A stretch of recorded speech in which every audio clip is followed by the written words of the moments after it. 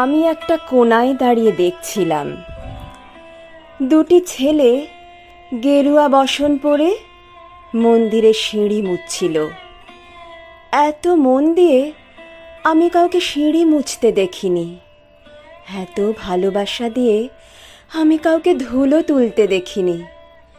সিঁড়ি নয়, যেন জননীর ত্বক থেকে ধুলো তুলছিল। এভাবে কেউ সিঁড়ি থেকে ধুলো মুছতে পারে এ আমি কোথাও দেখিনি। স্থিতপ্রজ্ঞ মহারাজকে জিজ্ঞাসা করলাম, এই ছেলে দুটি কে? মহারাজ মৃদু হেসে বললেন, একজন নিউক্লিয়ার ফিজিসিস্ট, একজন IBM-এর 6 লাখ টাকার চাকরি ছেড়ে এখানে এসেছে।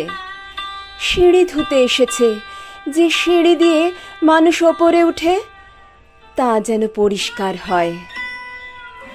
মহারাজ চলে গেছেন, সন্ধ্যা নেমে আসছে গঙ্গায়, আমার ভেতরেও নামছে সন্ধ্যা। সারা পৃথিবীতে এত সিঁড়ি, সিঁড়িতে সিঁড়িতে এত দাগ, এত ক্রোধ, এত অপমান।